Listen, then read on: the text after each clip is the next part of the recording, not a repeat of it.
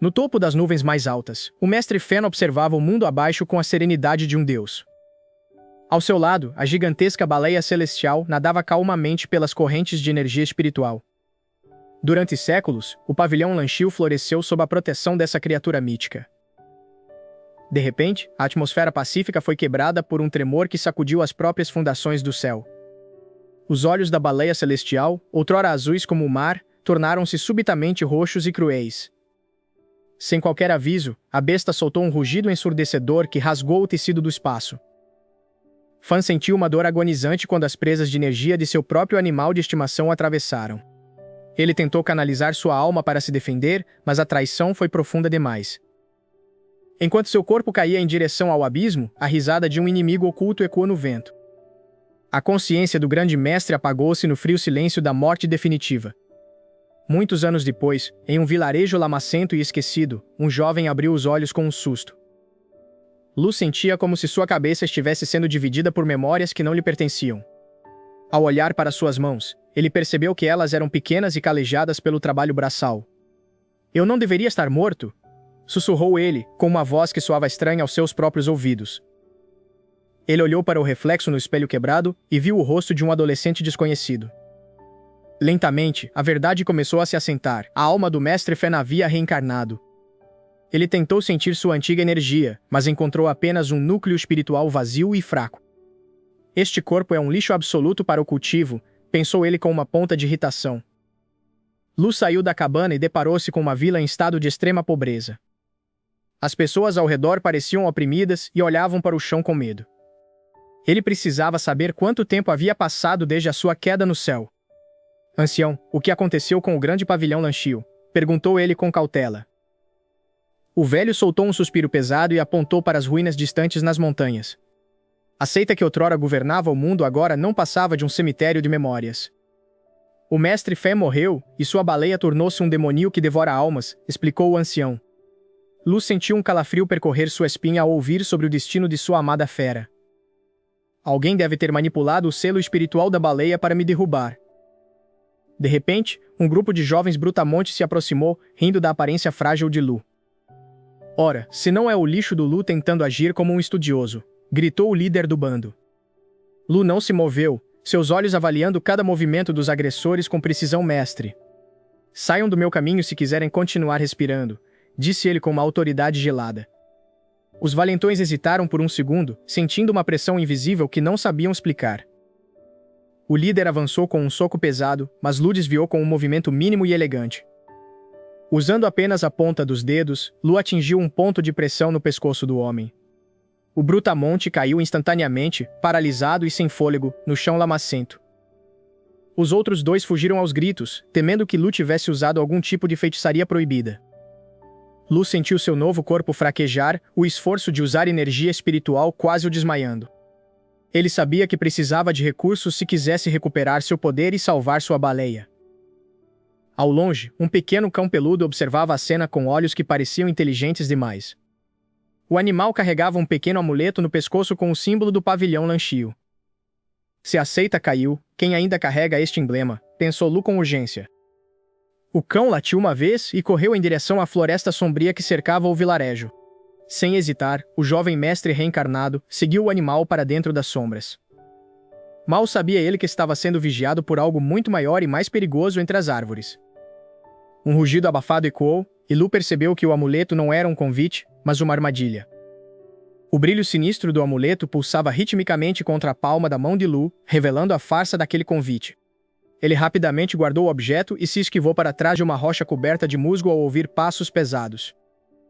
Um grupo de ladrões de seitas rivais surgiu entre as sombras, brandindo lâminas banhadas em veneno paralisante.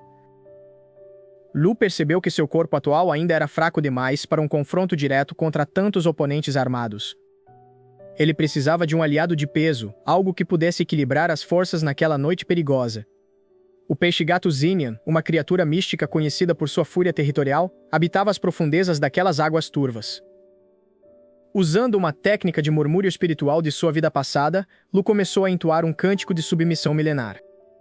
A superfície da água explodiu em um redemoinho violento quando o monstro sentiu o chamado do antigo mestre. Com um gesto firme, Lu canalizou sua parca energia espiritual para selar um contrato temporário com a fera. O peixe místico rugiu e disparou jatos de água pressurizada contra os ladrões que se aproximavam. Os agressores foram arremessados contra as árvores, incapazes de lidar com a força bruta da criatura elemental. No meio do caos, Lu avistou 2 vultos familiares sendo mantidos como reféns em uma carroça próxima. Eram seus antigos discípulos do pavilhão Lanchio, agora reduzidos a servos maltrapilhos pelos novos senhores da região. Lu saltou sobre o dorso do peixe-gato Zinian e ordenou um avanço final contra o acampamento inimigo. Com um golpe preciso, ele partiu as correntes de ferro usando uma adaga que encontrara no chão. Os prisioneiros olharam para o jovem desconhecido, sentindo uma aura que lhes lembrava tragicamente seu mestre falecido. Não temos tempo para explicações, venham comigo se quiserem sobreviver, ordenou Lu com uma voz grave. O grupo fugiu para as montanhas, onde as ruínas esquecidas da antiga seita ainda resistiam ao tempo. Lu observou o portão principal desmoronado, sentindo o peso da traição que o levara à morte meses antes. A partir de hoje, o pavilhão Lanchio não será mais um cemitério de memórias, declarou ele solenemente. Ele começou a ensinar aos jovens técnicas de respiração que haviam sido perdidas com a queda do clã. Os discípulos recuperaram suas energias rapidamente sob a orientação magistral daquele estranho garoto. Enquanto isso, Lu treinava sozinho no topo do pico mais alto, forçando os limites de seu novo recipiente. Ele percebeu que as veias espirituais de Lu estavam bloqueadas por um veneno antigo e traiçoeiro. Seria necessário encontrar a erva da lua sangrenta para limpar seu sistema antes do grande torneio. De repente, um pequeno cão fofinho, o antigo mascote da seita, apareceu latindo freneticamente. O animal carregava um pequeno tubo de bambu preso à sua coleira gasta.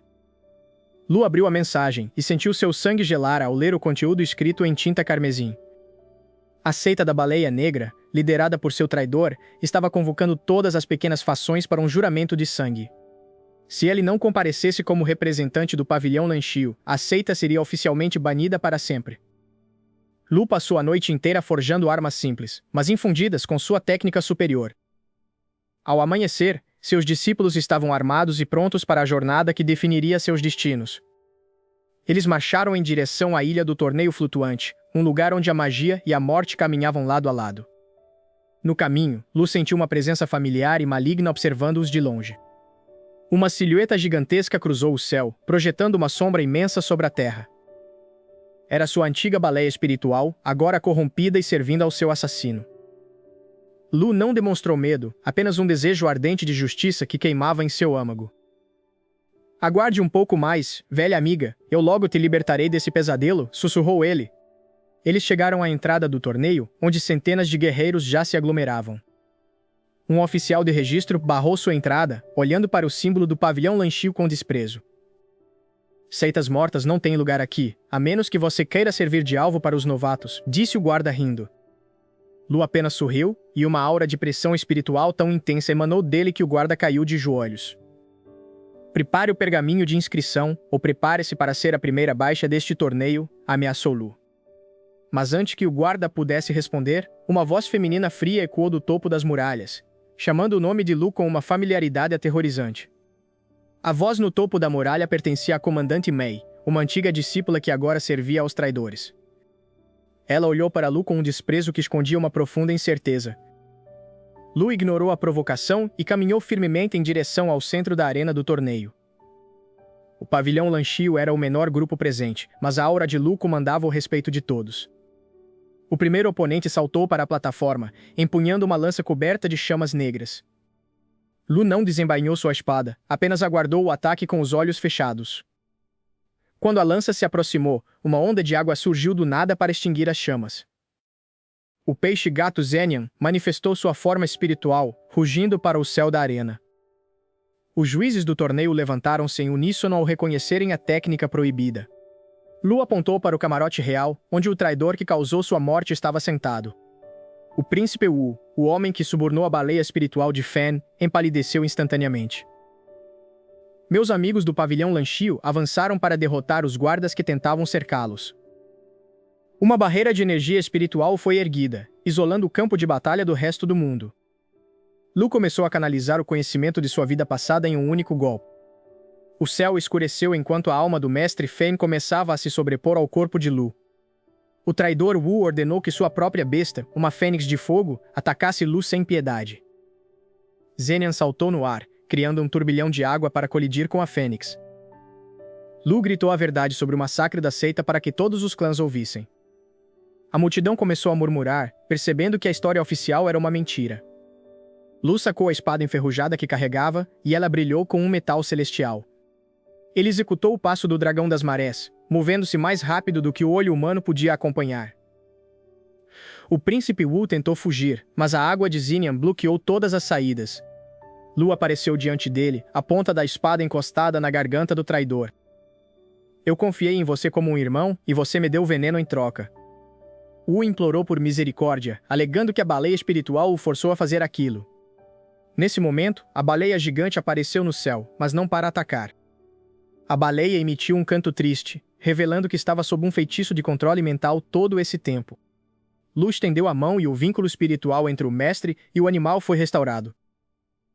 Com o poder de ambas as feras, Lu dissipou a corrupção que assolava a região. Os traidores foram presos pelos próprios soldados que antes os obedeciam. O pavilhão Lanxiu foi declarado o vencedor absoluto do torneio de promoção. Os antigos amigos de Lu choraram de alegria ao verem a bandeira da seita ser hasteada novamente. Lu sentou-se à beira de um lago, finalmente sentindo o peso de sua jornada diminuir. O espírito do mestre Fen sorriu para o jovem Lu através do reflexo na água. A reconstrução do pavilhão começou no dia seguinte, com centenas de novos recrutas. Lu ensinou-lhes que a verdadeira força não vinha apenas do poder, mas da lealdade. Zenian e a baleia espiritual agora viviam em harmonia no lago sagrado da seita. Embora a paz tivesse voltado, Lu sabia que seu papel como protetor nunca terminaria. O nome do pavilhão Lanxiu ecoou mais uma vez por todos os reinos mortais. O mestre reencarnado finalmente encontrou seu lugar no mundo, restaurando o que foi perdido.